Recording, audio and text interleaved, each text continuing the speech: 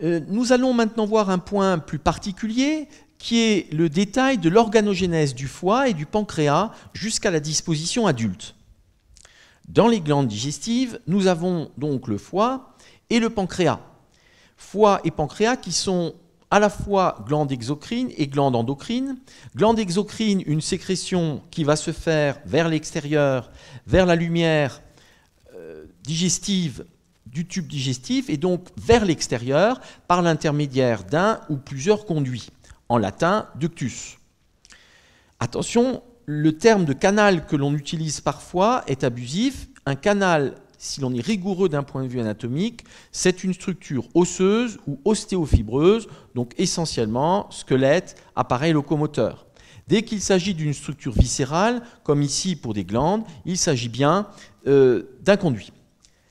D'autre part, il y a une partie endocrine. Cette sécrétion se fait là vers la circulation sanguine, donc dans les capillaires, endo à l'intérieur. Nous voyons ici la disposition initiale, donc très schématique, ce n'est pas une réalité histologique pure, ceci pour comprendre les dispositions et la complexification progressive d'une structure simple vers la structure humaine adulte. Nous avons ici sur une vue latérale gauche donc des éléments que nous connaissons. Nous avons là le tube digestif qui s'est différencié en estomac en s'élargissant. C'est une poche qui à ce stade est sagittale avec un bord antérieur vers le mésogastre antérieur, un bord postérieur vers le mésogastre postérieur.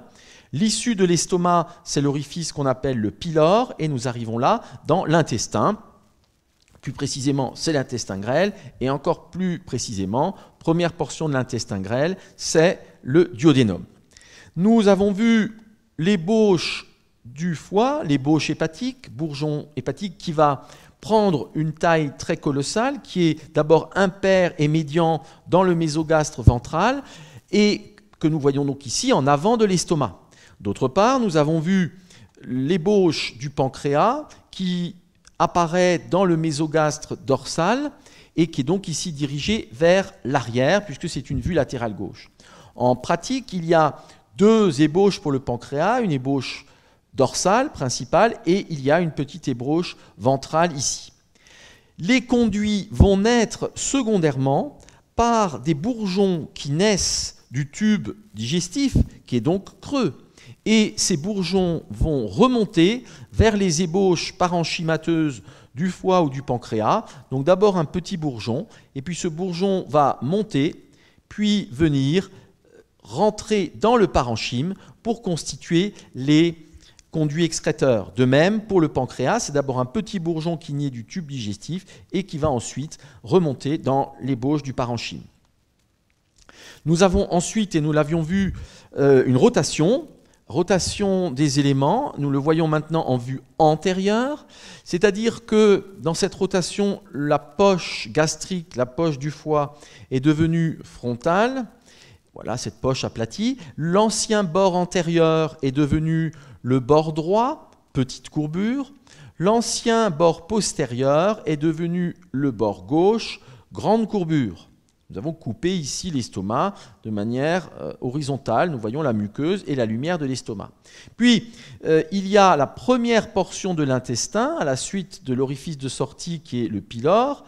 Nous avons la première portion qui vient former une sorte de cadre et qu'on appelle le duodénum, première portion de l'intestin grêle. Dans cette rotation, nous avions vu que le foie, qui était d'abord impair et médian, allait basculer complètement sur la droite, prendre un volume très important, occuper la région subdiaphragmatique droite. Et nous avons ensuite les ébauches pancréatiques, dorsales et ventrales, qui viennent ici, à présent, avoir une rotation de 90 degrés comme l'estomac et se diriger maintenant vers la gauche. Il y a donc en même temps les éléments excréteurs, les conduits, qui vont bien sûr devoir faire une rotation liée au parenchyme. Nous avons ici les voies excrétrices hépatiques, biliaires, et là, deux conduits, un conduit pancréatique dorsal pour le bourgeon dorsal, un conduit pancréatique ventral pour le bourgeon ventral, et l'ensemble de ces conduits viennent se terminer dans la portion toute initiale du tube digestif, donc du duodénum. Nous faisons ici un agrandi pour ce qui est du pancréas. Nous avons donc l'orifice du pylore, jonction entre l'estomac et le duodénum, c'est-à-dire le début ici de l'intestin grêle. Nous avons une forme de cadre qui est formée par le duodénum avec une portion horizontale, première portion du duodénum, puis une deuxième portion qui est une portion verticale, puis enfin une troisième portion qui est une portion horizontale ou inférieure, et une petite portion terminale qui est la quatrième portion qui va correspondre à l'angle duodéno-jéjunal, c'est la suite de cet intestin grêle. C'est une portion très courte de l'intestin grêle et qui vient prendre cette disposition en cadre qui vient enserrer le pancréas au niveau de ce qu'on appelle la tête du pancréas. Donc dans le pancréas de la disposition adulte que nous voyons ici, nous avons d'une part une fusion de l'ébauche dorsale et une fusion de l'ébauche ventrale. Nous avons le processus incinatus ici qui est la trace de cette fusion avec le bourgeon ici ventral. Et si l'on regarde la morphologie adulte, c'est donc une forme de langue glandulaire qui est étendue vers la gauche avec dans le cadre duodénal ici ce qu'on appelle la tête du pancréas, ici le processus incinatus ou crochet, puis une région un petit peu rétrécie qu'on appelle le col du pancréas, et enfin nous avons là le corps et la queue. Corps et queue du pancréas qui sont en continuité. Il n'y a pas de limite officielle entre le corps et la queue. Globalement, la partie moyenne et droite ici, c'est le corps. La partie terminale, c'est la queue. Nous voyons que le système excréteur est devenu un petit peu complexe. On a un conduit qui donne l'impression d'être bifurqué en forme de fourche ou d'Y ici. En fait, c'est qu'il y a une anastomose qui se fait, une fusion entre le conduit qui était de l'ébauche ventrale et le conduit de l'ébauche dorsale, confère la vue précédente. Ce qui nous montre que ce qu'on appelle le conduit pancréatique principal est constitué de deux parties. Une grande partie ici qui est dans l'ébauche, qui provient de l'ébauche dorsale, et la partie terminale du conduit pancréatique de l'adulte, c'est le conduit de l'ébauche ventrale. Et puis nous trouvons un canal qu'on appelle le canal pancréatique accessoire, ici, qui va lui correspondre à la terminaison du conduit dorsal primitif. Donc, le conduit de l'adulte principal est une sorte de mosaïque. C'est ici une première partie qui vient du bourgeon pancréatique dorsal et la partie terminale qui vient du bourgeon pancréatique ventral. Le conduit pancréatique principal est souvent appelé, encore en clinique, le conduit de Wirsung, qui a décrit cela au XVIIe siècle, et on a même cela comme préfixe. Par exemple, on peut parler de wirsungographie, d'aller regarder le conduit pancréatique avec des examens contrastés, par exemple. Et le conduit pancréatique accessoire, lui, porte le nom de conduit de Santorini. C'est un terme qui, lui, est beaucoup moins utilisé. Le conduit pancréatique principal vient s'aboucher dans la portion verticale du duodénum, deuxième portion des deux. Nous reverrons de manière plus détaillée comment. C'est à peu près la jonction tiers inférieur, tiers moyen. Et le conduit pancréatique accessoire, lui, vient se terminer au-dessus, à peu près à la jonction tiers supérieur, tiers moyen. Donc cette disposition adulte qui provient de la fusion de bourgeons élémentaires et de la fusion des conduits, qui bien sûr peut mener à un certain nombre d'anomalies au cours du développement, qui vont expliquer soit des variantes, soit même des malformations. Pour ce qui est des voies biliaires, petite ici interversion de lettres en haut, on corrigera cela sur la prochaine version, voie biliaire. Nous avons ici donc la bile qui va être sécrétée par les hépatocytes, par les cellules du foie, et qui va venir s'écouler par la voie biliaire principale. C'est le conduit hépatique commun, puis le conduit cholédoque, et ça bouge dans l'ampoule hépato-pancréatique, comme nous le verrons. Se greffe à cette voie biliaire principale une voie biliaire accessoire qui est constituée de la vésicule biliaire et du conduit cystique. On va peut-être juste corriger cela. Ce sera tout de suite fait, si ça marche. nous sommes là sur la voie biliaire, les voies biliaires.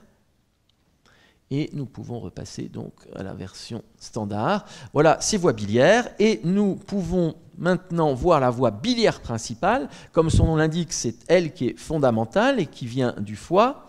Nous avons à l'origine deux conduits, le conduit hépatique droit et le conduit hépatique gauche, qui viennent des deux parties du foie, homologues, qui se réunissent pour former le conduit hépatique commun.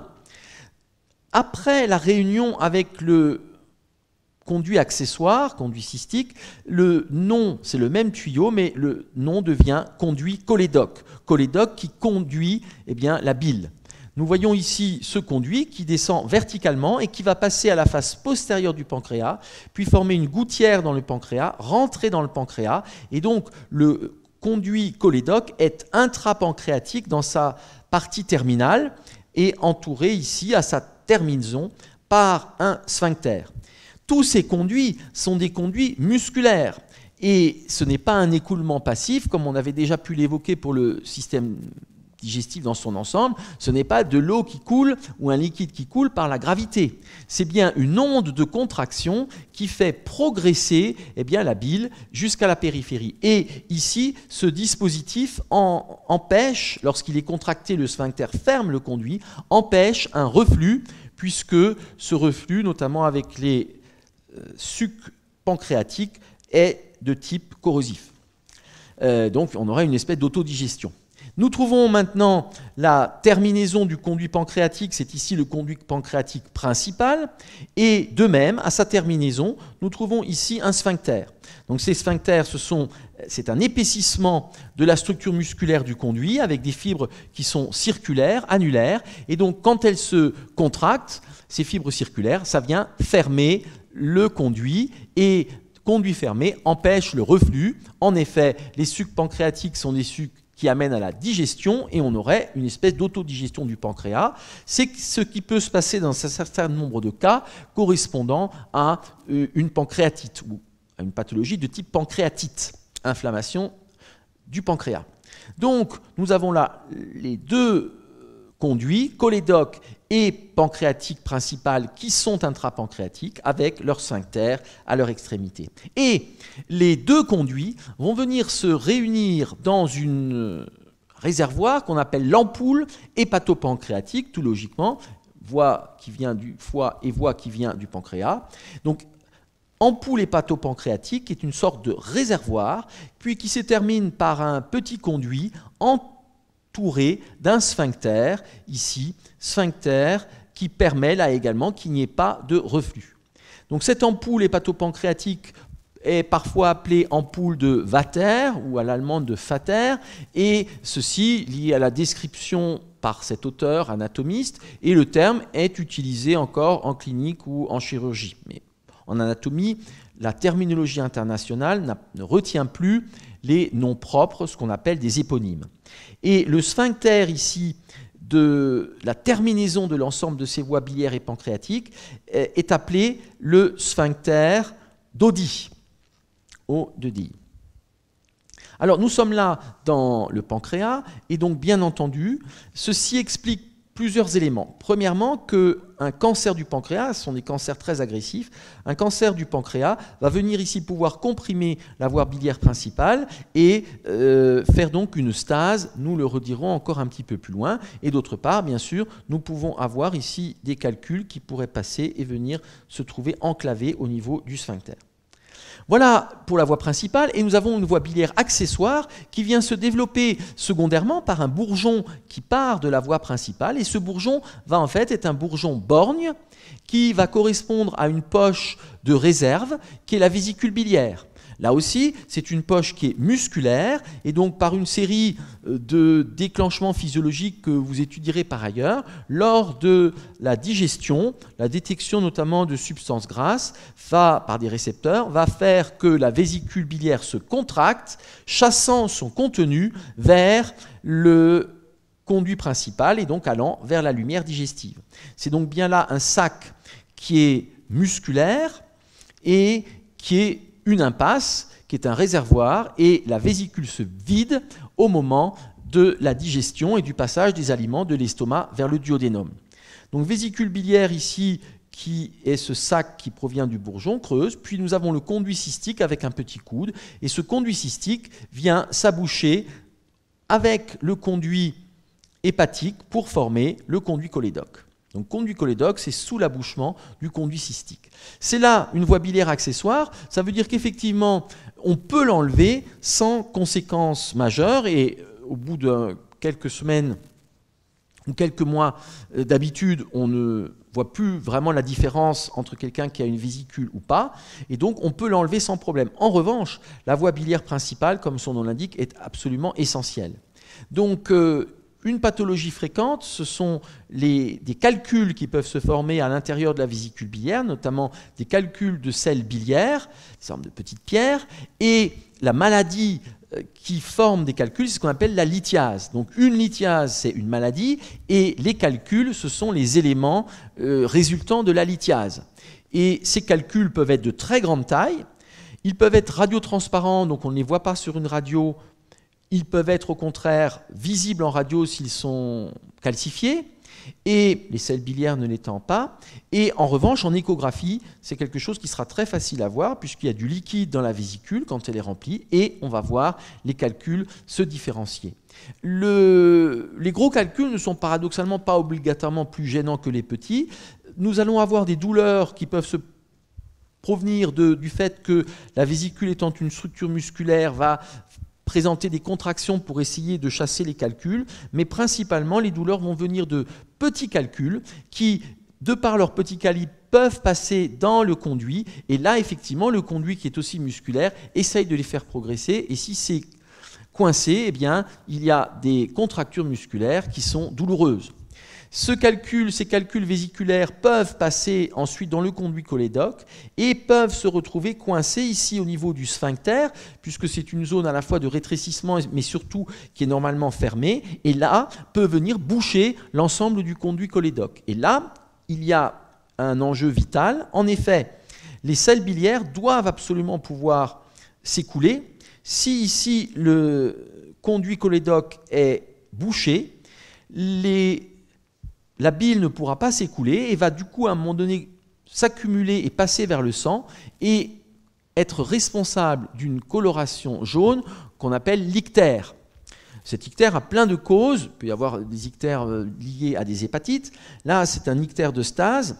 Donc, petit à petit, accumulation de ces sels biliaires dans le sang, peau jaune, la conjonctive des yeux qui est jaune, et ce sont des substances qui à un moment donné vont commencer à être toxiques, et au bout d'une semaine environ, on va passer à un stade de coma hépatique, et si on ne fait rien, on va conduire à la mort. Ça signifie que lorsqu'un conduit hépatique, un conduit cholédoque est bouché, c'est une urgence chirurgicale que d'aller lever l'obstacle.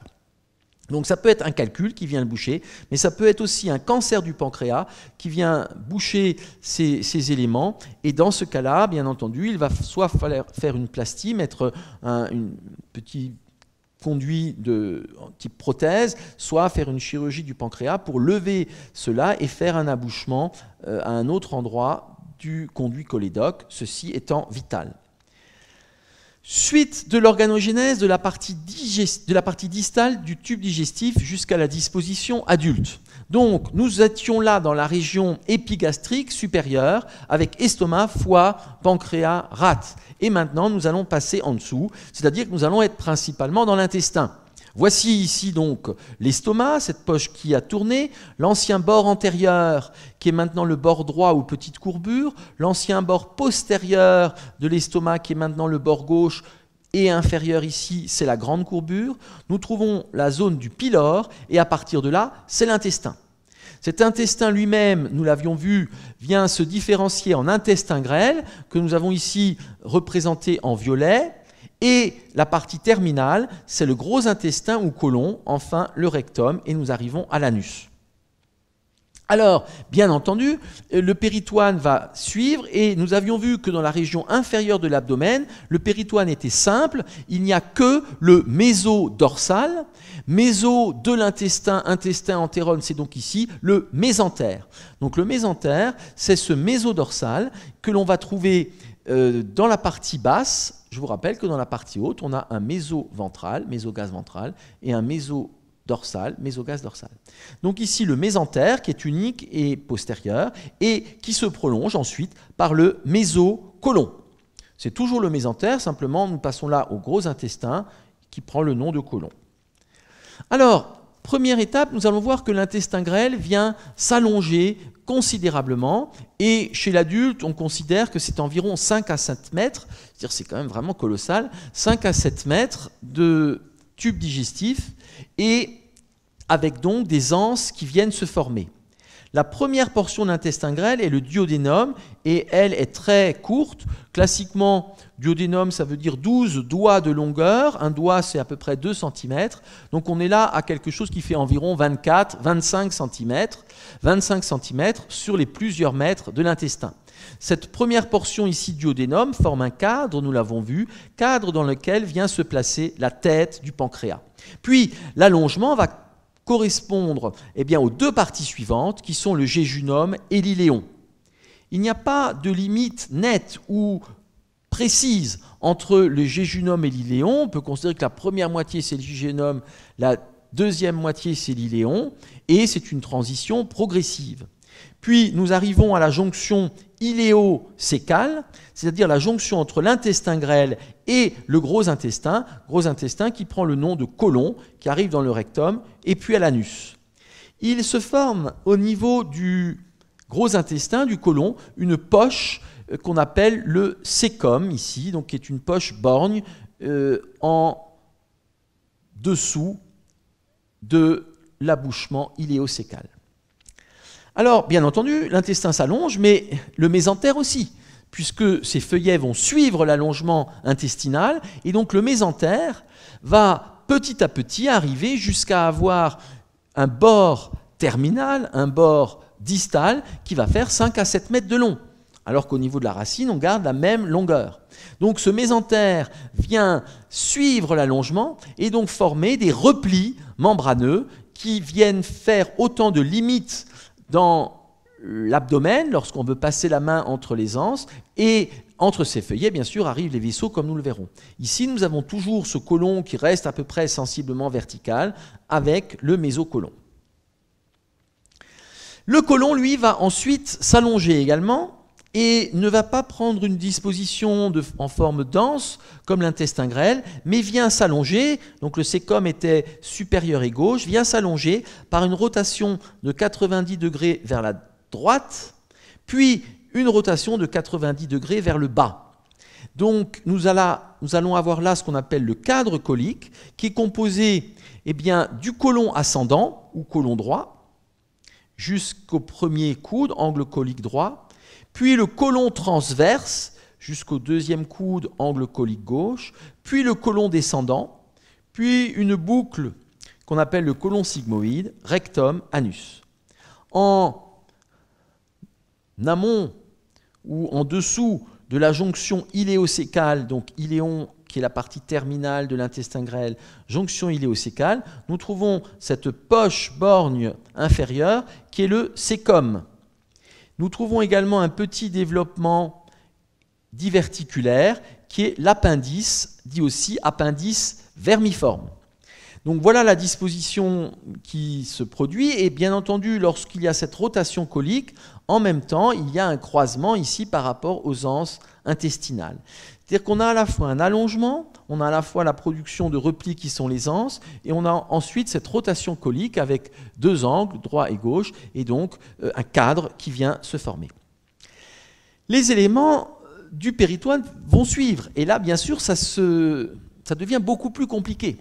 Nous avons cet allongement du mésentère qui forme une membrane très repliée tout le long de l'intestin grêle, et pour le mésocolon, il va y avoir, et nous le verrons, d'une part, le mésocolon va d'abord suivre l'ensemble des parties, côlon ascendant, côlon transverse, côlon descendant, côlon sigmoïde, mais il va y avoir des accolements qui font que chez l'adulte, le côlon ascendant est accolé à la paroi postérieure, le côlon descendant aussi, et ne subsiste chez l'adulte que le mésocolon transverse et à la partie terminale, le mésosigmoïde. Donc, à l'origine, il y a bien un mésentère dorsal, un mésodorsal. Ce mésentère reste entier sur toute la longueur de l'intestin grêle, sauf le duodénum. On a vu le fascia rétro-pancréatique, rétro-duodéno-pancréatique dit de Treitz. Puis, cette membrane, ce mésodorsal ici, se continuait par le mésocolon ascendant, mésocolon transverse, mésocolon descendant, mésosigmoïde. Mais chez l'adulte, il y a un accolement pour le colon ascendant et ne subsiste donc ici que le mésocolon transverse et le mésosigmoïde. Bien sûr, à l'origine, c'est un méso continu. Alors, le mésentère, au niveau de son attache sur la paroi, ne peut pas augmenter de taille, puisque la paroi a une largeur définie.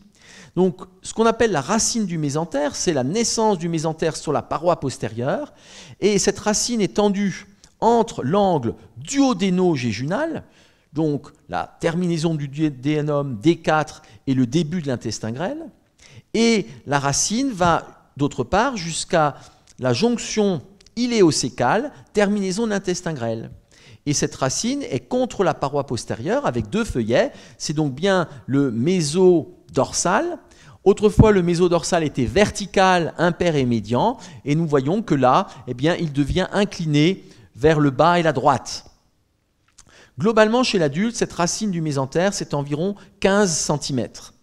Mais la membrane du mésentère va aller jusqu'au rebord intestinal, et ici, cela va suivre les anses intestinales, et en périphérie, chez l'adulte, nous avons 5 à 7 mètres de long, donc c'est une forme de trapèze extrêmement dilaté, trapèze qui a une petite base qui correspondra à la racine 15 cm, et la grande base, c'est 5 à 7 mètres intestinale, avec tous ses replis. C'est là la disposition d'un méso classique comme nous l'avons vu dans les définitions lors du premier cours, avec donc deux feuillets qui vont jusqu'à la paroi, qui viennent entourer ici eh bien, le tube digestif, l'intestin grêle là en particulier, et les vaisseaux qui vont pouvoir arriver entre les éléments. Voici les vaisseaux mésentériques, ce seront donc des artères, des veines et des lymphatiques dont nous reparlerons un petit peu, notamment pour leurs branches. Ils entrent ici depuis la paroi, par exemple depuis l'aorte, au niveau de la racine, et puis vont donner de nombreuses branches, et en périphérie, le long de l'intestin, nous voyons ces innombrables petites branches qui sont coupées et qui peuvent ainsi arriver pour vasculariser d'un point de vue artériel le tube digestif, l'intestin grêle ici, reprendre le sang veineux et ici un système lymphatique très particulier au niveau de l'abdomen. Pour voir comment évolue le mésocolon, je vous ai donc dit, ce mésocolon au départ, il est vertical, il va suivre le cadre avec donc un mésocolon ascendant, mésocolon transverse, mésocolon descendant, mais il vient présenter des accolements, ce qui fait qu'il n'y aura plus que le mésocolon transverse visible chez l'adulte. Nous allons voir cela sur une coupe transversale, schématique. Donc nous avons en arrière la région dorsale, nous avons ici l'aorte, nous avons là le péritoine pariétal qui tapisse la paroi. En coupe transversale, comme il y a maintenant un cadre, nous trouvons ici le côlon ascendant, côlon droit, et nous trouvons ici le côlon descendant, le côlon ascendant, côlon droit, et ici le côlon descendant ou côlon gauche. Vous avez remarqué que le côlon ascendant est en général, est plus large que le côlon descendant, puisque dans le côlon, comme particularité physiologique, il y a la résorption de l'eau, la résorption hydrique, et donc s'il y a de l'eau qui est résorbée, le volume diminue. Au départ, dans le côlon, les matières fécales sont très liquides, et à la terminaison, les matières fécales sont au contraire molles et solides. S'il n'y a pas cette résorption d'eau, c'est une diarrhée, ce qui n'est pas normal et ce qui est une gêne évidente. Et au milieu, ici, nous avons coupé plusieurs anses intestinales de l'intestin grêle. Primitivement, nous avons donc le mésodorsal qui formait, par deux feuillets, qui formait une lame sagittale médiane et qui s'est replié. Donc, on trouve maintenant toute une série de replis. Nous trouvons le mésentère qui vient entourer les différentes anses. Et puis nous trouvons ici, c'est la disposition primitive, le mésocolon droit et le mésocolon gauche. C'est bien le méso qui réunit le tube digestif à la paroi, ici l'aorte. Mais nous allons trouver des accolements qui vont se faire, et ces accolements font que nous allons avoir l'impression chez l'adulte que le côlon est rétropéritonéal. C'est la même chose que ce que nous avions vu pour le pancréas, et on peut dire que c'est secondairement rétropéritonisé. Et effectivement, quand on passe la main, on a l'impression que le côlon est derrière le péritoine pariétal postérieur. Ce n'est pas embryologiquement vrai comme l'aorte ou les reins. En revanche, c'est vrai par cet accolement, on dit secondairement rétropéritonisé. Malgré tout, il y a donc ici, par cet accolement, une espèce de tissu fibreux qui est le fascia rétrocolique droit, fascia rétrocolique gauche, qui porte souvent en chirurgie le nom de TOLT, T-O-L-D-T, fascia de TOLT. Alors, le fait qu'il y ait cela explique plusieurs éléments. À l'origine, bien sûr, les vaisseaux arrivaient par le mésocolon ascendant ici. Et maintenant, par l'accolement, les vaisseaux vont donc être rétropéritonéaux pour arriver aussi au côlon. Quand on doit faire une chirurgie colique, par exemple enlever le côlon droit pour un cancer, la voie d'abord va être laquelle? Eh bien, on va ici inciser le péritoine. On se retrouve donc dans le fascia rétrocolique, où là, on peut procéder à un décollement relativement facile, et ce décollement emmène avec lui les branches artérielles qui nous conduisent jusqu'à l'aorte. On peut ligaturer, enlever le côlon. Idem de l'autre côté, c'est donc par le côté latéral, par cette gouttière latérale ici, qu'on incise le péritoine et qu'on décolle jusqu'à l'aorte. Voilà donc cette évolution qui fait que chez l'adulte, on a l'impression que côlon droit et côlon gauche sont rétropéritonéaux. C'est un phénomène secondaire, rétropéritonisé, avec ce fascia de TOLT. En revanche, les anses intestinales grêles, elles, gardent sur toute leur longueur le mésentère avec ses deux feuillets. Nous pouvons voir maintenant cela sur une coupe longitudinale, coupe que nous avions déjà faite pour la région épigastrique avec le foie, l'estomac et le pancréas, que nous complétons maintenant par l'intestin grêle, le côlon transverse et le côlon sigmoïde que nous avons présenté. Donc, coupe longitudinale, l'avant est à droite, antérieur, c'est le cordon ombilical. Ici, symboliquement, l'arrière est présenté par l'aorte abdominale, le diaphragme, le foie, l'estomac, avec ici la petite courbure en haut, la grande courbure en bas, le pancréas qui s'est développé dans le mésogastrique dorsal comme on l'a vu, le côlon transverse avec les ostrations ici, les petites cloisons caractéristiques du côlon, des anses intestinales grêles, le côlon sigmoïde, l'anus. Si nous regardons le péritoine, c'est la suite de ce que nous avons déjà vu.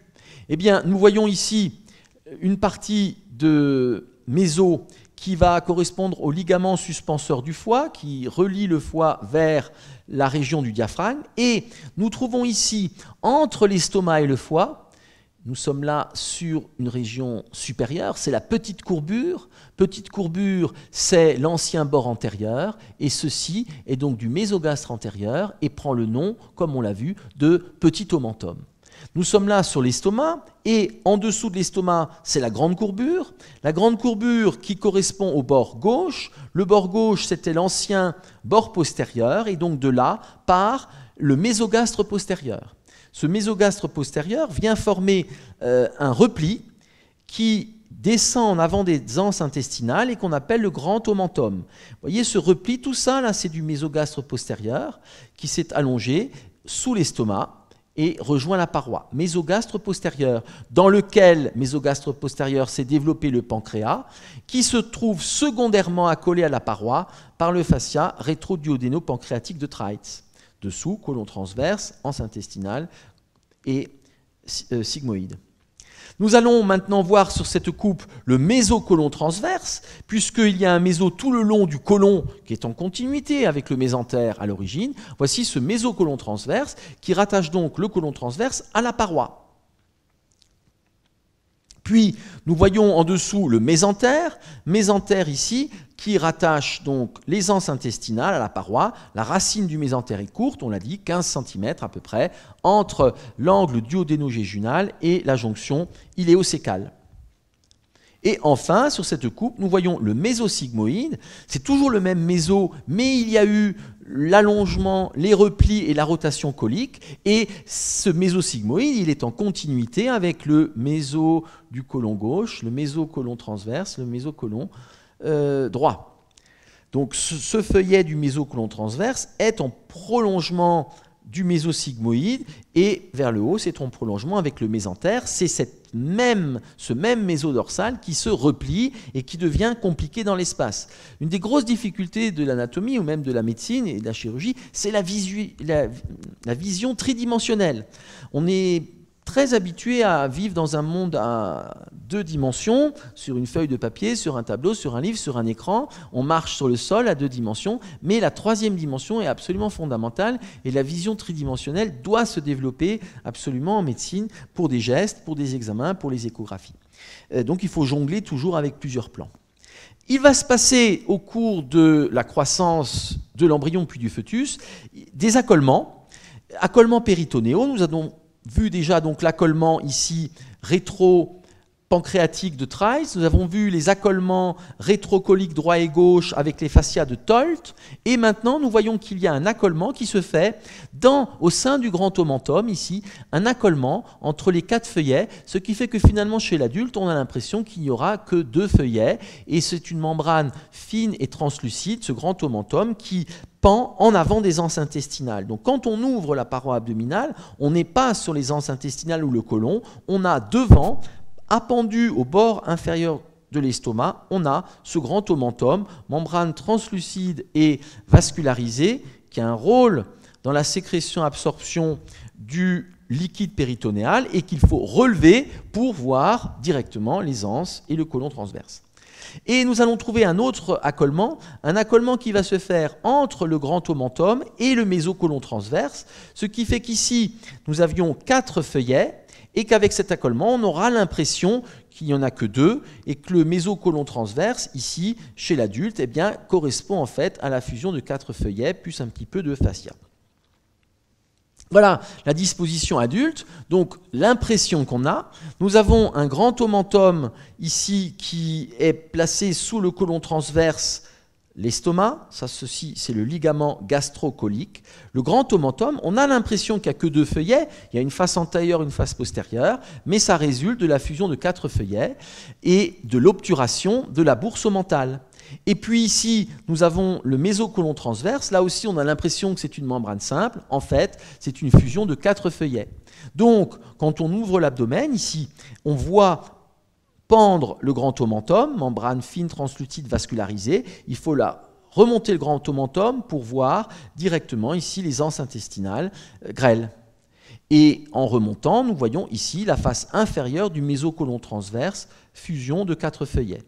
En arrière de l'estomac, ici, ce sera la bourse omentale qui va se trouver ici, limitée par l'estomac et puis par le mésocolon transverse en bas. Bourse omentale qui primitivement se prolongeait dans le grand omentum. Vascularisation du système digestif au niveau abdominal.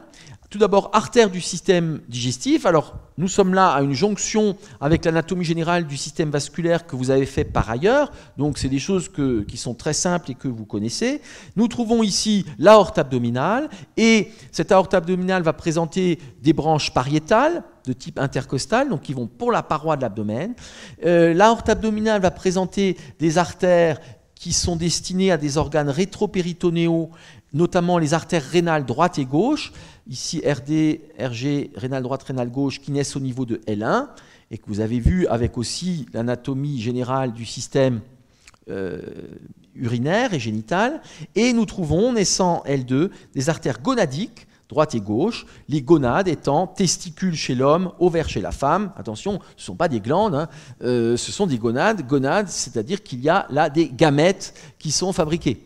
Donc gonades, artères gonadiques, qui naissent en L2, à droite et à gauche. Ça, ce sont des artères de type génito-urinaire. Et nous avons impair et médiane. Celle-là était paire. Impair et médiane. Nous avons 3 branches pour le système digestif, et nous les avions évoqués déjà, qui vont conditionner le développement des différentes parties. Nous avons le tronc cœliaque en T12, nous avons l'artère mésentérique supérieure qui naît en L1, et nous avons l'artère mésentérique inférieure qui naît en L3.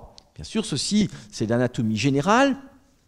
qu'on voit donc à la fois pour l'abdomen, à la fois pour l'anatomie générale vasculaire, à la fois pour l'anatomie générale génito-urinaire, et que l'on reprend en vraie anatomie quand on étudie les viscères rétropéritonéaux et les viscères de l'abdomen. Globalement, ici, ce tronc cœliaque va donner 3 branches, classiquement. Une branche pour l'estomac, artère gastrique gauche. Une branche pour le pancréas et la rate, artère splénique. Une branche pour le foie, artère hépatique commune. Ces éléments peuvent se voir bien sûr en pratique par des techniques qu'on appelle angiographie, angio les vaisseaux, on montre les vaisseaux, angiographie, qui peuvent être soit l'artériographie pour les artères, phlébographie pour les veines, on en reparlera, et cette artériographie peut être conventionnelle avec du liquide de contraste, ce sont des liquides iodés. Les premières artériographies ont été faites dans les années 1930, et se sont bien sûr fortement développés depuis, notamment par des produits iodés moins agressifs. Et on fait une injection de produit iodé qui remplit l'arbre. Et comme l'iode, le produit iodé est opaque aux rayons X, eh bien on peut le voir. On peut également procéder avec un scanner. Au lieu de faire une radio, on fait une reconstruction à partir de coupe scanner, et là aussi le liquide de contraste va permettre de distinguer très nettement les vaisseaux qui finalement apparaissent avec une densité proche de l'os. Et nous pouvons aussi en IRM utiliser les flux, voire injecter des produits de contraste comme le gadolinium pour faire une angio-IRM. Donc nous avons là la colonne, les vertèbres, les reins, et là voici l'aorte abdominale avec tronc cœliaque, artère mésentérique supérieure, artère mésentérique inférieure, ici de même les différents éléments avec la bifurcation aortique. Il faut noter qu'il existe une grande variabilité, je n'insiste pas là-dessus, mais juste de bien sensibiliser à ça. Les variantes touchent tous les éléments du corps humain, les muscles, les os, artères, veines, nerfs, et ici un exemple de tronc cœliaque. On l'a dit classiquement, il y a 3 branches, mais on peut en avoir 1 et 2, et toutes les combinaisons possibles. De même, ici, vous voyez, si on prend l'artère splénique, eh bien, on voit qu'elle peut être unique, mais elle peut se dédoubler, elle peut même se tripler, elle peut naître du tronc cœliaque ou pas. Donc, il faut bien être conscient que nous présentons une disposition de base, en quelque sorte moyenne, qui est la plus fréquente, mais que finalement, si on prend l'ensemble des artères, personne n'a exactement la même morphologie. C'est très important à connaître avant de faire un certain nombre de gestes chirurgicaux, bien sûr. Les veines du système digestif, là aussi, c'est une sorte de rappel, puisque vous l'avez vu avec l'anatomie générale des vaisseaux, l'anatomie générale vasculaire, du système cardiovasculaire. Nous trouvons ici la veine cave inférieure, qui est en quelque sorte l'homologue de l'aorte, même si elle ne remonte pas aussi haut et s'arrête au niveau du diaphragme, pour aller dans l'atrium droit du cœur. Donc, naissance par 2 veines iliaques. Nous trouvons ici les 2 veines rénales, droite et gauche, en L1, et nous trouvons vers le haut les veines hépatiques qui arrivent du foie pour se jeter dans cette veine cave inférieure. Les veines gonadiques n'ont pas la même terminaison à droite et à gauche, là aussi avec des variantes. Il peut y avoir plusieurs veines gonadiques. La veine gonadique droite se jette en général directement dans la veine cave inférieure, alors que la veine gonadique gauche se jette dans la veine rénale gauche. Pourquoi ? Bien, ceci parce que la veine cave inférieure est décalée à droite de l'aorte, et donc obligatoirement la veine rénale gauche va être plus longue que la veine rénale droite, ce qui explique que l'artère gonadique gauche se jette dans la veine rénale gauche qui est longue. Et voilà tout ce qui se passe au niveau de la veine cave inférieure.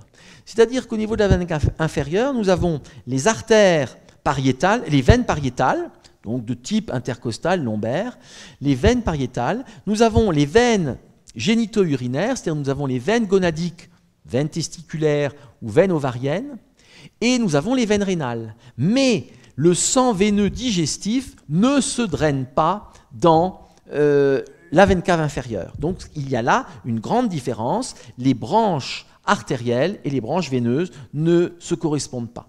Donc voilà le résumé donc, de l'aorte et de la veine cave inférieure que vous avez déjà bien vu par ailleurs. Système porte. Donc là aussi, il est très important. Souvent, les gens cloisonnent les cours. Hein. La connaissance est quelque chose de transversal. Il n'y a pas une aorte dans tel cours, plus une aorte dans un autre cours, plus une aorte dans un autre cours.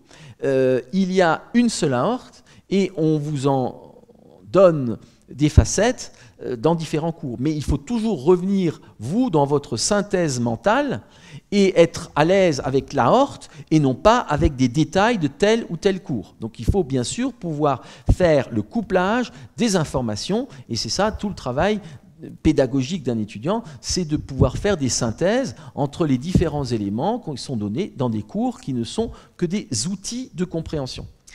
Et pour le sang digestif, c'est-à-dire le sang veineux qui vient de l'intestin et de l'estomac, eh bien ce sang digestif veineux va passer par un système spécifique qui est le système porte.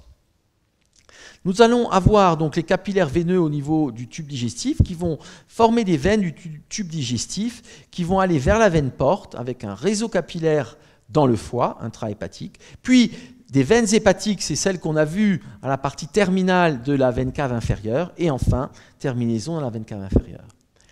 Ce système porte va transporter le sang veineux avec donc de l'eau, bien entendu, qui est absorbée, avec des sucres simples, dont le glucose, avec des acides aminés et les peptides courts, et avec des acides gras à courte chaîne, aussi des vitamines hydrosolubles. Donc globalement, c'est tout ce qui est facilement soluble dans l'eau et qui a une petite taille qui va passer par ce système porte. Alors, le système porte va être constitué par des veines qui viennent des régions digestives. C'est la veine splénique qui vient de la rate, splène, la rate, on l'a vu, qui viennent de la rate et du pancréas, puisque les bourgeons sont situés dans le mésogastre dorsal, donc veine splénique, c'est rate, pancréas et une partie de l'estomac. Puis nous trouvons ici la veine mésentérique supérieure, qui est l'équivalent de l'artère mésentérique supérieure et qui va drainer principalement l'intestin grêle et la moitié droite du côlon. Et nous trouvons la veine mésentérique inférieure qui draine la moitié gauche du côlon.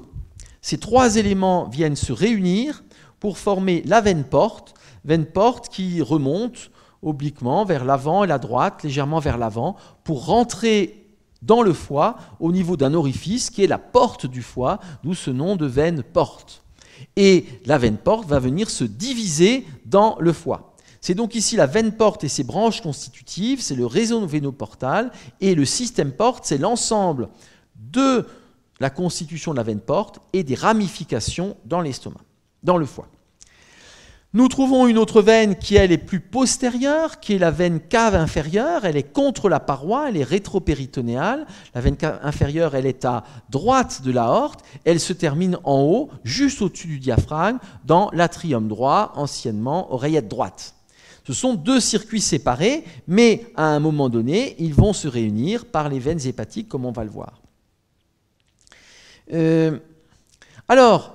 Par transparence, ici, nous voyons que la veine porte va se bifurquer en une branche droite et une branche gauche pour les deux moitiés du foie, qu'on appelle le foie droit et le foie gauche, donc des grosses branches. Puis, il va y avoir des ramifications de plus en plus fines vers des capillaires veineux, et eux-mêmes vont se drainer par des veines qu'on appelle les veines hépatiques. Autrefois, on disait veines sus-hépatiques. Mais comme il n'y a pas de veine sous-hépatique, il n'y a pas de raison de dire sus, donc veine hépatique suffit. Les veines hépatiques qui sont au nombre de 3 en règle générale, et ces veines hépatiques viennent se jeter dans la veine cave inférieure, à la partie dorsale du foie, à la partie toute haute, juste avant le diaphragme. Donc juste au-dessus, ici, on passe le diaphragme et on est dans l'atrium droit, dans l'oreillette droite. Entre les veines hépatiques et les branches de la veine porte, nous allons trouver des capillaires qui sont des capillaires veineux placés entre les cellules du foie qu'on appelle les hépatocytes, et c'est là où il va pouvoir y avoir des échanges entre ce sang veineux digestif qui vient par la veine porte, les hépatocytes et un sang qui est en quelque sorte traité, épuré avant de partir dans la circulation générale. Nous pouvons voir cela par un examen classique qu'on ne fait plus, qui était la splénoportographie. On injectait un produit de contraste dans la rate, qui est ici, qui remplit la veine splénique, qui vient remplir ensuite la veine porte, et ici, voici les deux branches de la veine porte, droite et gauche, puis les ramifications intrahépatiques. Nous avons ici quelque chose qui est aujourd'hui qui se ferait, qui est un angioscan portal. Donc on a ici l'injection de la veine porte et les ramifications veine porte droite, veine porte gauche dans le foie jusqu'au capillaire, puis cela viendra se drainer dans les veines hépatiques. Qu'est-ce que c'est que ce réseau capillaire au niveau du foie constitué par des veines? Eh bien, je vous rappelle qu'un réseau capillaire classique est situé entre un système d'artères très fines, artérioles, et de veines très fines, les vénules. Nous avons entre les deux des vaisseaux de plus en plus fins qui ont la taille d'un cheveu.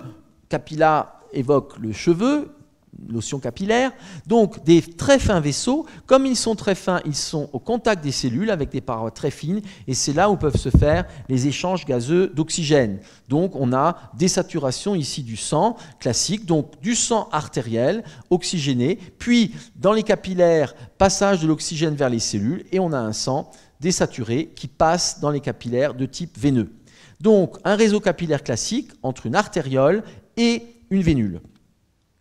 Il existe des réseaux admirables qui correspondent à des capillaires entre deux artères. On appelle ça aussi un rete mirabilis.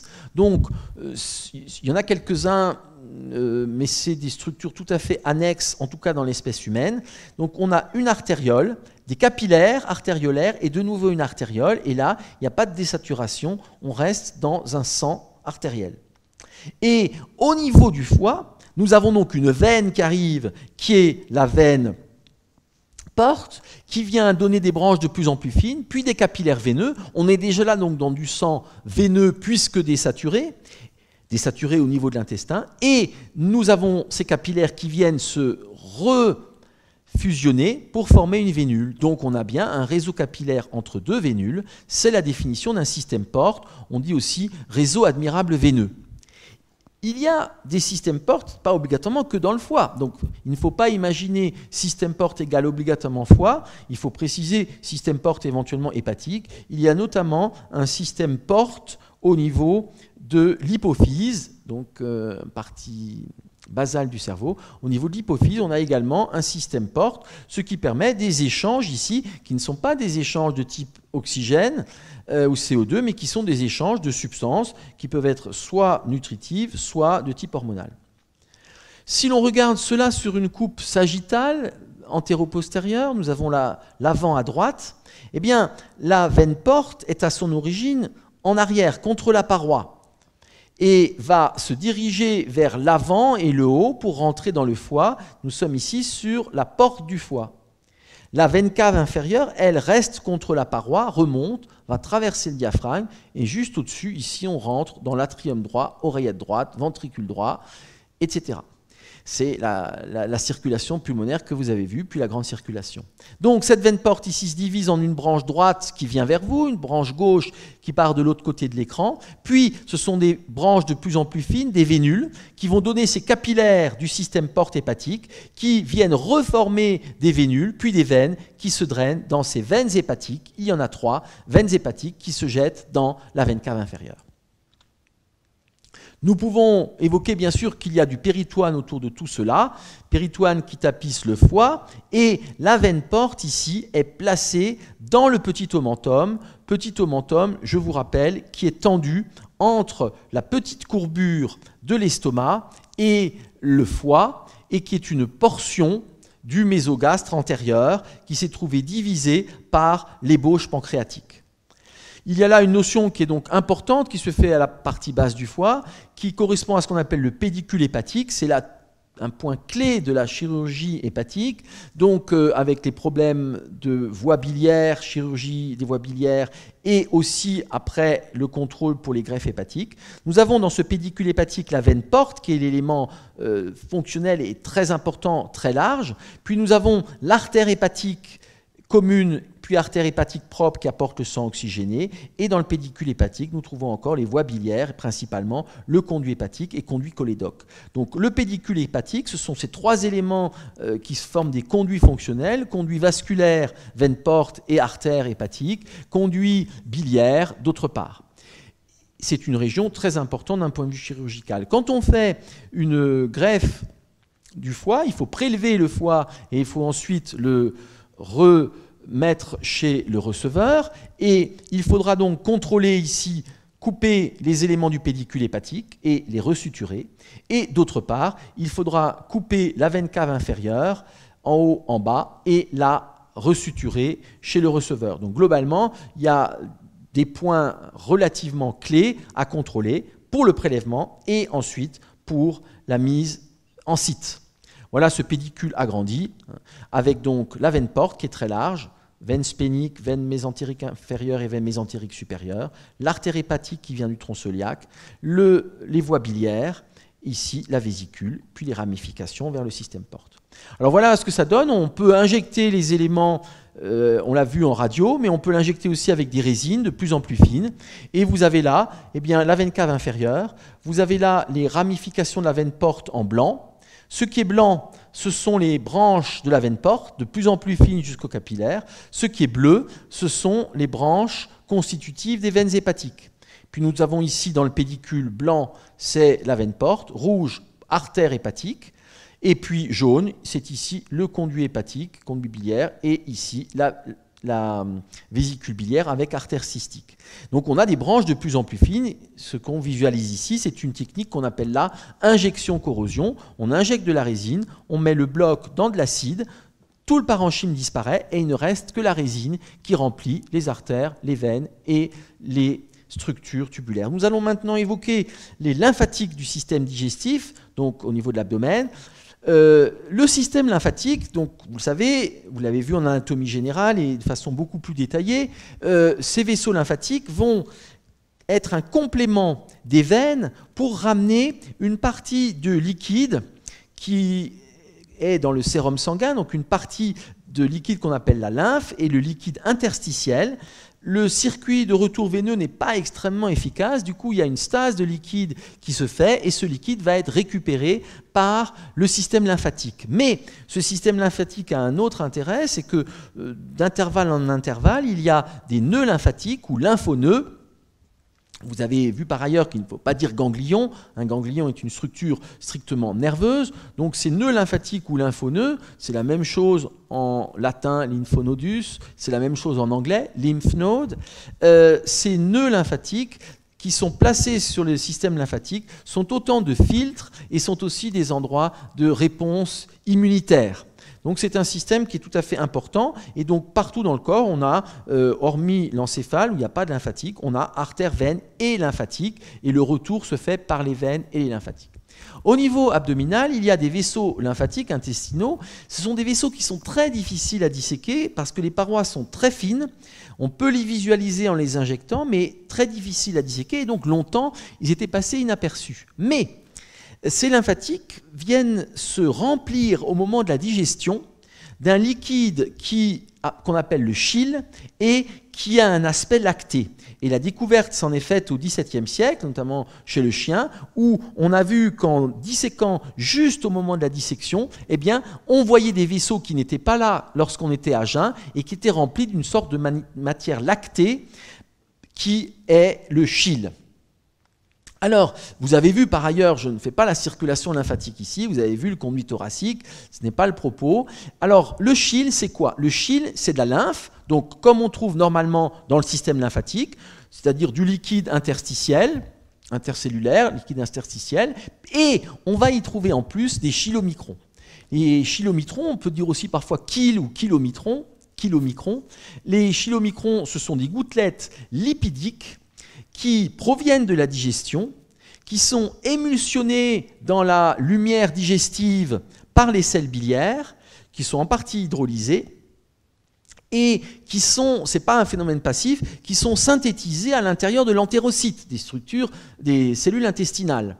Il y a une resynthèse des triglycérides, une protéine porteuse, et il y a là une forme de sphère qui se fait avec un accouplement, enfin un complexe lipide-protéine, c'est ce qu'on appelle des lipoprotéines. Donc ces chylomicrons, c'est un processus actif, ce sont des petites gouttelettes qui vont passer non pas dans le sang veineux directement, mais qui vont passer dans le système lymphatique. Et lors de la digestion, eh bien, les vaisseaux lymphatiques qui étaient vides se remplissent de cette substance de type laiteuse. Pourquoi laiteux? Il suffit, le lait, c'est effectivement de l'eau avec une émulsion de protéines et de lipides. Il suffit que vous preniez quelques corps gras, vous agitez, vous allez avoir dans de l'eau, vous allez avoir quelque chose qui sera de type lacté ou lactescent. Alors, les vaisseaux lymphatiques intestinaux, donc il y aura là un transport qui se fera des acides gras à chaîne longue et des vitamines liposolubles. Donc, globalement, ce qui est gras va passer par ces chylomicrons. Et c'est pour ça que quand on les a découvertes, et longtemps, on a appelé ces lymphatiques intestinaux les veines lactées. Ceci rejoint ensuite, comme vous l'avez vu par ailleurs, avec l'anatomie générale du système vasculaire, rejoint le conduit thoracique qui lui-même se termine dans le confluent veineux jugulo-subclavier gauche. Ces veines lactées, ça a été une grande découverte, c'est Azélie qui les a découvertes, et avec la première édition qui est après sa mort, il est mort en 1625, on est là en 1627, donc des lactibus sive lacteis venis, les veines lactées, donc cette description princeps, avec ici la gravure du XVIIe siècle, où il voit dans la digestion des veines qu'on ne voit pas à jeun. Ce ne sont pas des vraies veines, ce sont ces lymphatiques qui transportent les chylomicrons lors de la digestion. Et voilà, ces vaisseaux lymphatiques de l'intestin grêle, ce sont des structures très difficiles à voir. Il y a des techniques pour les visualiser, mais on ne peut pas facilement les disséquer. Voilà l'aspect du chyle qu'on peut récupérer. Donc, au niveau de ces lymphatiques, on peut récupérer l'ensemble. Dans un certain nombre de cas, en chirurgie, on peut avoir des blessures des vaisseaux lymphatiques. En particulier, on peut avoir une blessure du conduit thoracique un peu plus haut et un écoulement donc, qui se fera, qui est assez difficile à contrer, c'est-à-dire qu'il est très difficile de suturer une paroi d'un vaisseau lymphatique ou du conduit thoracique, et donc on va avoir du chyle qui va s'accumuler notamment au niveau thoracique, et voilà ce qu'on peut récupérer en faisant des ponctions. Donc l'aspect lactescent. Et pour terminer, pour montrer cette finesse des vaisseaux lymphatiques de l'abdomen, cette représentation déjà ancienne du fameux Bourgeret et Jacob, où on voit tous ces fins éléments. Et donc, nous avons 5 à 7 mètres d'intestin grêle, nous avons à peu près 1,20 m de côlon, avec cette multitude de vaisseaux qui se ramifient depuis les artères mésentériques, veines mésentériques, et ces veines lactées. Je vous remercie pour votre attention.